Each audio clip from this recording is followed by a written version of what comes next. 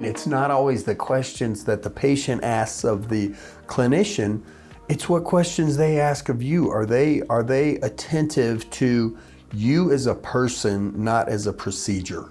Correct. And that is so important that I think not all clinicians will do that. And so, I think that treating the person, not just the procedure, is an important piece of this. But you also segue into another important part of it, right? Which is, what is your main concern as a patient?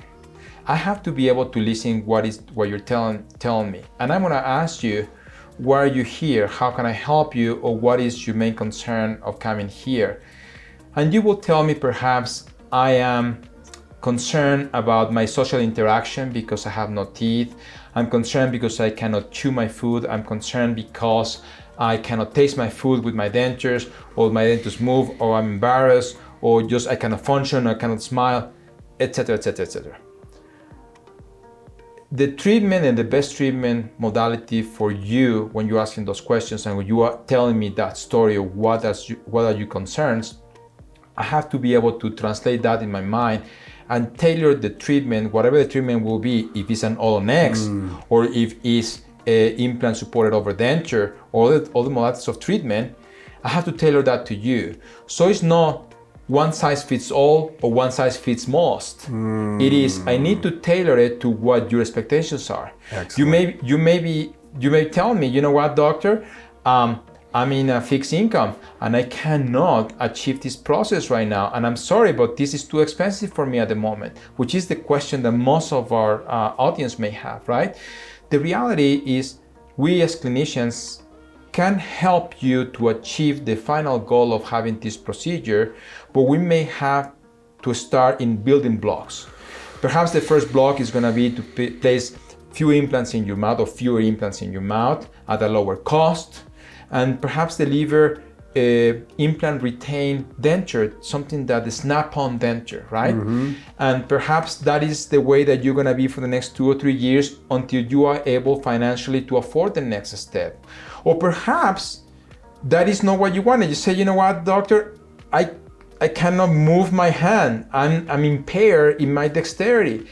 And dexterity impairment means that I cannot potentially clean that prosthesis, right? In that case, I may not offer you an All-On-X. I may tell you, you know what, you perhaps should consider to have a denture on top of your implant that snaps off the implants, where you can easily clean it outside, rinse around and clean around it and put it back on, right? So All-On-X is a great therapy, but the clinicians should be able to listen to the patients. It's not what I perceive as an ideal treatment for you, is what can meet your expectations of where you are at the moment. So good and so excellent. I'm so glad you brought that up. And for those out there that are going to be looking at possibly the snap-on, that is something I've researched and talked to some. If you're going to have a doctor do that, make sure that the implants they place are convertible down the road, and that they can plan, right? That they need to plan, that's part of the game plan of saying, hey, let's say I live all my life with this, great, that's fine. But let's say I do want to move 5 years down the road, my financial situation, or I want something fixed, that can these be converted to that, I think is an important question to ask. Yeah, I think that we call it a transition strategy, right?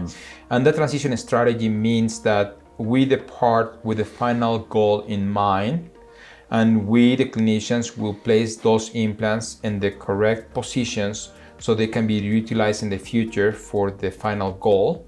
And we also place the correct components and implant systems that are versatile enough to be able to get the new attachments adapted in the future, so you don't have to double expend the money. Right.